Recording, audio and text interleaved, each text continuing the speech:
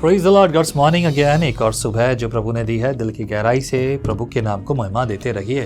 प्रभु की स्तुति है। प्रभु यहोवा ने राजा सुलेमान को इस्तेमाल किया, उससे बात की, उसे प्रेरित किया, कहा देख लड़के ध्यान रखना, तुझे मैं जिम्मेदारी तो देता हूँ लेकिन जिम्मेदारी के साथ साथ चेतावनी भी देता हूँ। प्रभु ने बोला और सुलेमान ने बात सुन ली और बात मान भी ली, और इस बात के लिए प्रतिफल भी परमेश्वर ने उसे दिया। परमेश्वर किसी का रखता नहीं है यार, ये बात हमें बहुत गंभीरता से समझ लेनी चाहिए। अगर आपको वाकई में परमेश्वर से कुछ चाहिए तो बस उसकी इच्छा पूरी कर दीजिए। मालिक की इच्छा अगर हम पूरी कर दें तो मालिक हमारे लिए पूरी जो है भलाई प्रकट करेगा। असल में यही बात चारों तरफा समझ में आनी चाहिए। एनीवे, शिबा की रानी आ रही है राजा सुलेमान से मुलाकात करने के लिए। इस कहानी में बहुत बड़ी बातें हैं, पर मैं कोशिश करूंगा थोड़ी समय में कुछ बात करें। 10वां अध्याय। जब शिबा की रानी ने यहोवा के नाम के विषय सुलेमान की कीर्ति सुनी, तब वह कठिन कठिन प्रश्नों से उसकी परीक्षा करने को चल पड़ी। वैसे महिलाओं को ना कुछ को है ना, हर चीज में ना तोलने की इच्छाएं होती हैं, क्यों ना हो, बुरी बात भी नहीं है। अब शिबा की रानी जो है परीक्षा लेने आई है, उसके बारे में सुन रही है। अरे बड़ी तारीफ हो रही है तेरी, तो तू है कौन? हम जानना चाहते हैं कि आप हैं कौन, आप जो है कौन है और क्या बात है और आपने क्या क्या काम किए, इसका बड़ी चर्चा चल रही है, हमारी भी तारीफ होनी चाहिए, तो let me know about you. और वो उसकी बात सुनने आई, उसकी बात उससे प्रश्न करने आई है। दूसरे पद में लिखा है, वह तो बहुत भारी दल के साथ मसालों और बहुत सोने और मणि से लदे ऊंट साथ लिए हुए यरूशलेम को आई और सुलेमान के पास पहुंचकर अपने मन की सब बातों के विषय में उससे बात करने लगी। सुलेमान ने उसके सब प्रश्नों का उत्तर दिया। कोई बात राजा की बुद्धि से ऐसी बाहर न रही कि वह उसको न बता सका। पता है, एक बार जब है मेरे यहाँ सेंटर पर, विजनरी सेंटर पर एक टीम आई दूसरे चर्च की, and they ask me one night stay, एक रात को रुकने के लिए। अब ये स्कूल भी है, चर्च भी है, ये बिल्डिंग बहुत छोटी सी है, लेकिन हम इसमें सब काम करते हैं, हर तरह से जो भी होता है। यूथ मीटिंग चल रही है, वुमेंस मीटिंग चल रही है, बाइबल स्टडी चल रही है, और प्रेयर का अलग से रूम है, छोटा सा है, थोड़ी सी जगह पर हम सब कुछ करते ही रहते हैं। एक टीम आई और उन्होंने कहा कि एक रात रुकना है हमें, और वो रुके।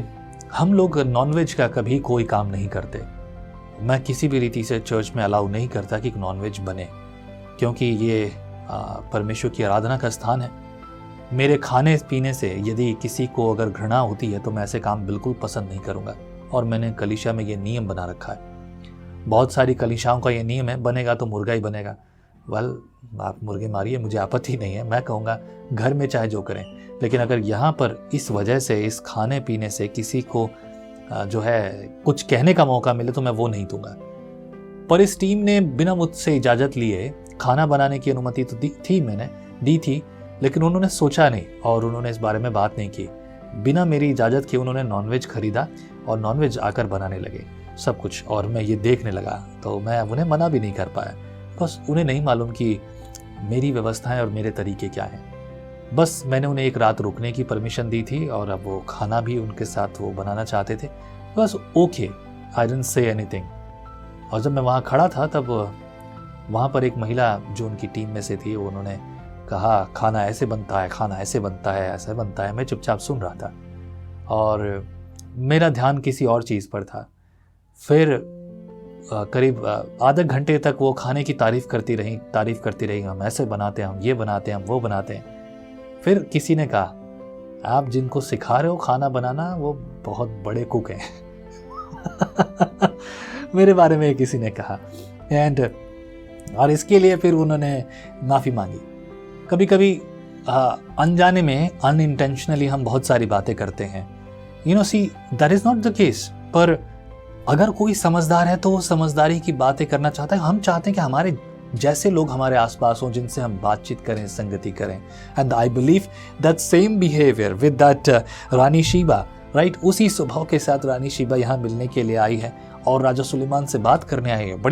बड़ा बुद्धिमान है ये, इसके बारे में तो बड़ी बातचीत है। तो वो मित्र भाव से, एक अच्छे स्वभाव से, अपने पास से जो बेहतर चीज़ें लेकर आ सकती थी वो लेकर आई।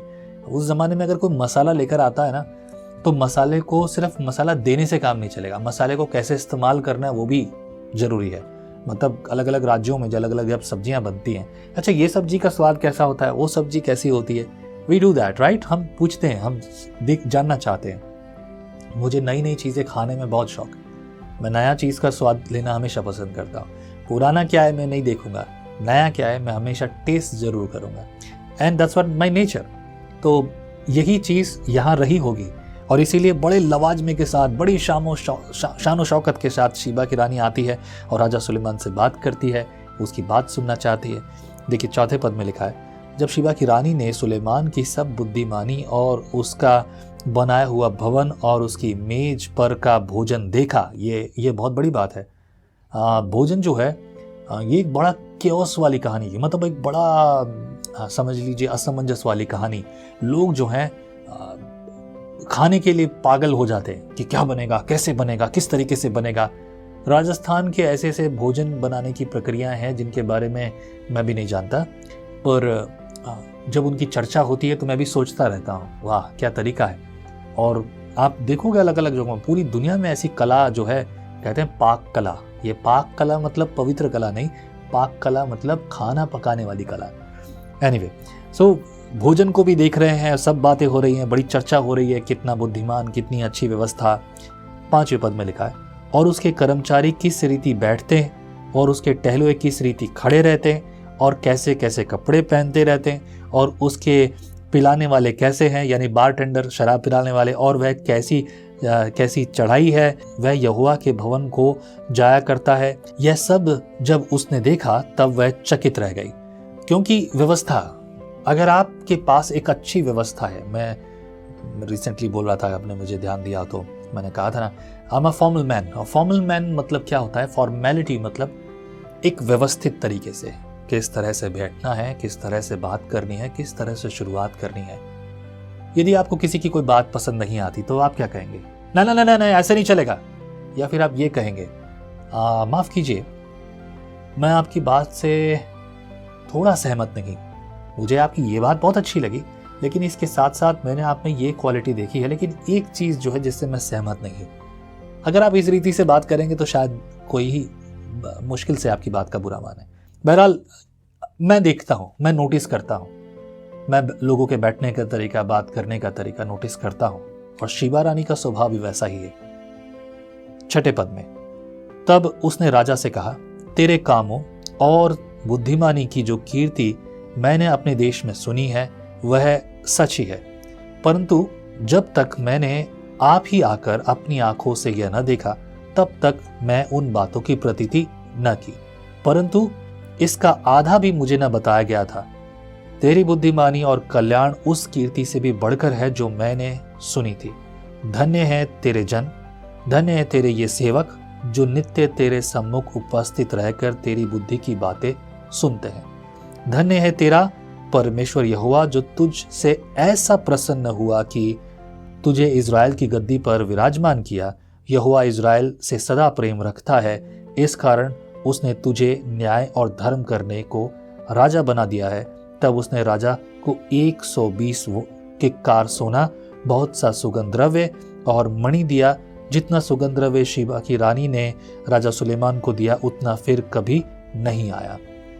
शीबा की रानी सिर्फ मिलने आई थी, देखने आई थी, और वो कुछ कमियां देखने आई होगी, कुछ और बातों को, लेकिन खुशी के साथ, बस कंस्ट्रक्टिव वे, लाइक बनाने के लिए, सीखने के लिए, बात करने के लिए।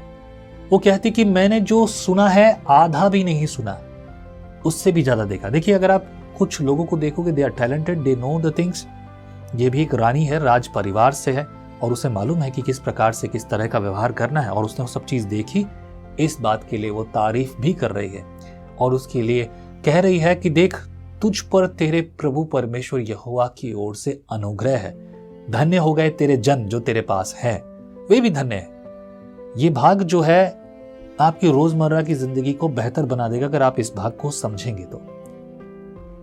देखिए, जितने लोग यहोवा के अनुसार, उसके वचन के अनुसार चलते हैं, वे बड़े आनंद के साथ ज्ञान, बुद्धि और समझ प्राप्त करते हैं और हर बातों में उन्नति प्राप्त करते हैं, समझ और ज्ञान प्राप्त करते हैं। और जो समझ और ज्ञान प्राप्ति यहोवा के भय मानने से मिलती है, उसकी इच्छा पर चलने से मिलती है, वही आपको विशेष और लोगों के लिए खास बनाता है। आम नहीं रहे आप अमरूद हो गए। आप एप्पल हो गए हैं जो काफ़ी महंगी कीमत में है। आमेन। यू नॉट ऑर्डिनरी मैन, आप अब साधारण व्यक्ति नहीं है। यही बात खास है, परंतु ये तब है जब आप वचन के अनुसार, यहोवा की आज्ञा के अनुसार चल रहे हैं। हमने देखा ना, 2 बार तो राजा सुलेमान को प्रभु ने आज्ञा दे दी, बल्कि तीसरी बार बात कर दी, कह दिया बेटा ध्यान रखना, तू गलतियां मत करना। आज ये बात आप पर और मुझ पे भी लागू होती है। राजा सुलेमान को जो परमेश्वर ने बुद्धि दी, उसकी तारीफ पड़ोसी भी आकर कर रहे हैं। आमीन, हालेलुया। और वे लोग जो यहोवा के डरवेों के साथ रहते हैं, मतलब राजा सुलेमान ने जब जब ये बातें कही तो राजा सुलेमान के साथ उसके जो संगी साथी थे, जो उसके जन थे, जो उसके लिए काम करते थे, उन लोगों की भी तारीफ हो रही है।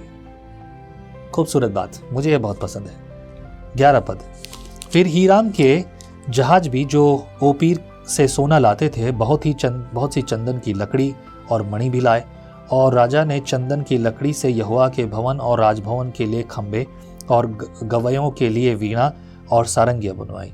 ऐसी चंदन की लकड़ी आज तक फिर नहीं आई और न दिखाई पड़ी है। शीबा की रानी ने जो कुछ चाहा वही राजा सुलेमान ने उसकी इच्छा के अनुसार उसको दिया। फिर राजा सुलेमान ने उसको अपनी उदारता से बहुत कुछ दिया। तब वह अपने जनों समेत अपने देश को लौट गई। मतलब लिया ही नहीं है राजा सुलेमान ने, दिया भी है। ये भी एक गुण है। अक्सर लोगों की आदत है, दे दो दे दो दे दो, ये मिल जाए वो मिल जाए वो मिल जाए, देने का हाथ नहीं रखते, तो फिर आप क्या उम्मीद रखते हो। 14 पद, जो सोना प्रतिवर्ष सुलेमान के पास पहुंचा करता था उसका तौल 666 किक्कार था। इसका मतलब 25 टन सोना हर साल पहुंचता था। मतलब 7 साल में ये मंदिर तैयार हुआ था। तो लगा लो आप कितने टन सोना उसके पास पहुंचा होगा। 15 पद में लिखा है, इसके अतिरिक्त सौदागरों से और व्यापारियों से लेन देन से और अरब देश के सब राजाओं और अपने देश के गवर्नरों से भी बहुत कुछ मिलता था। राजा सुलेमान ने सोना गढ़वा कर 200 बड़ी बड़ी ढालें बनवाई। एक एक ढाल में 600 शकेल सोना लगा। और फिर उसने सोना गढ़वा कर 300 छोटी ढालें भी बनवाई।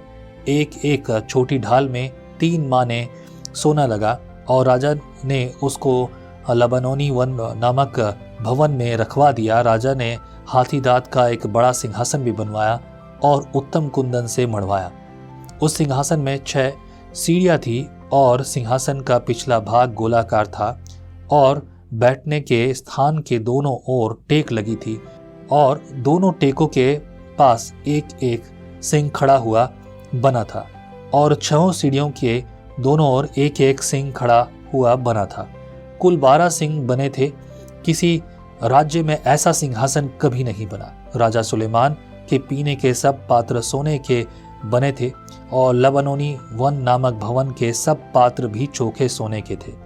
चांदी का कोई भी न था। सुलेमान के दिनों में उसका कुछ लेखा न था, क्योंकि समुद्र पर हीराम के जहाजों के साथ राजा भी तर्शीश के जहाज रखता था और 3 वर्ष पर तर्शीश के जहाज सोना चांदी हाथीदांत बंदर और मयूर ले आते थे। देखो सोना चांदी की बात है ना, राजाओं के पीछे भी एक लोग पड़े रहते थे, समुद्री डाकू और भी चीज़। लेकिन उसके बावजूद जो है इनमें से किसी की कोई ऐसी घटना सुनाई नहीं पड़ती बाइबल में।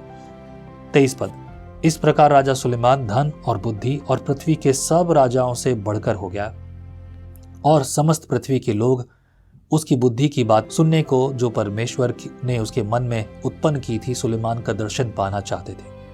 वे प्रतिवर्ष अपनी भेंटें अर्थात चांदी और सोने के पात्र, वस्त्र, सुगंधद्रव्य, घोड़े और खच्चर ले आते। सुलेमान ने रथ और सवार इकट्ठे कर लिए। उसके 1400 रथ और 12,000 सवार हो गए और उनको उसने रथों के नगरों में और यरूशलेम के राजा के पास ठहरा रखा। और राजा के बहुतायत के कारण यरूशलेम में चांदी को ऐसा कर दिया जैसे पत्थर और देवदारू को ऐसा जैसे कि नीचे के देश के गूलर। और जो घोड़े सुलेमान रखता था वे मिस्र से आते थे और राजा के व्यापारी उन्हें झुंड करके ठहराए हुए दाम पर लिया करते थे। एक रथ 600 शकेल चांदी में और एक घोड़ा 600 शकेल में मिस्र से आता था और इसी दाम में वे हित्तियों और आराम के सब राजाओं के लिए भी व्यापारियों के द्वारा आते थे। परमेश्वर ने राजा सुलेमान को सब कुछ दिया। देखो, मैंने कहा 3 बातें थी उसके पास, विजन, मिशन एंड रिस्पॉन्सिबिलिटी। 3रे अध्याय में जब हम पढ़ते हैं पहले राजा की पुस्तक में, उसने परमेश्वर से कहा, प्रभु ने पूछा, बेटा तू क्या मांगता है? तूने जो तुझे चाहिए मैं दूंगा तुझे। उसने कहा कि देख, तेरी प्रजा तो इतनी बड़ी है, तूने मेरे पिता को दी, खानदानी जिम्मेदारी मुझे मिली है, मुझे भी राजा बनाया। तो देख, तेरी ऐसी प्रजा की गिनती जिसकी नहीं हो सकती, उसकी देखरेख करने के लिए, संभलने के लिए मुझे बुद्धि दे, ज्ञान दे। प्रभु ने बोला, जो तूने मांगा वो बड़ा मांगा। ना तूने धन मांगा, ना वैभव मांगा, ना यश मांगा, ना तूने जो कुछ और मांगा, ना शत्रुओं का नाश मांगा, तूने बुद्धि मांगी है। जब परमेश्वर यहोवा ने उसे बुद्धि दी, पहली चीज बुद्धि उसके पास और यहोवा की आराधना, और कोई चीज नहीं मांगी उसने, बस यही उसके लिए सारी सामर्थ थी। अब आपको क्या चाहिए? मेरे ख्याल से जवाब आपके पास है। जवाब मुझे इस बार कमेंट में लिख के भेजिए। आइए दुआ करते हैं। मेरे परमेश्वर, राजाओं के राजा, बुद्धि दीजिए, ज्ञान दीजिए, सिखाइए, तेरी योजना में चलाइए। तेरी मर्जी जैसे स्वर्ग में पूरी होती है वैसे धरती पर पूरी हो। सिखा प्रभु। राजा सुलेमान ने तो बिना मांगे सब पाया, उसे तो पता भी नहीं था प्रभु वो मांगता क्या है। हमने तो सीख लिया है प्रभु उसके उदाहरण से। तू हम पर दया कर और प्रभु अपने अनुग्रह को, अपनी आशीष को रख। मेरे साथ संगति करने वाले प्रत्येक व्यक्ति को प्रभु आत्मा के वरदान दे, क्योंकि प्रभु इससे उत्तम और कुछ नहीं। धन है और आज है, कल चला जाएगा। धन की बढ़ोतरी या घटौती ये मेरे लिए स्वर्ग का राज्य नहीं खोल सकती, परंतु स्वर्ग का राज्य प्रभु तेरे बलिदान के द्वारा है जो तूने यीशु मसीह में हमारे लिए किया। यहोवा परमेश्वर, हम आपसे विनती करते हैं, बुद्धि दे, ज्ञान दे, ताकि हम तेरे पीछे चलें, तेरे वचन का अनुसरण करें, तेरी इच्छा में चलें प्रभु। प्रकार की बुराइयों से बचाए रख, बुद्धि दे, ज्ञान दे, और इस समय इन परिस्थितियों का जो हमारे आसपास और उलट फेर की है उसका सामना करने में हमें सिखा। मसीह यीशु के नाम से प्रार्थना में मांगते हैं, आमीन। आमीन। प्रभु आपको बहुत आशीष दे। आज मैं बड़ा आनंदित हूँ ये बात पढ़कर, खुशी के साथ। कल फिर से मुलाकात होगी। जय मसीह की। परमेश्वर का वचन जीवन देने वाली रोटी है। आओ हम इस जीवन देने वाली रोटी का और मजा लें विजनरी टीवी पर। हम हमेशा सोचते हैं कि शायद मैं भी बाइबल कॉलेज जाकर बाइबल को अच्छे से सीखता, पर अब आपके लिए है visionary TV, deep Hindi Bible study के लिए।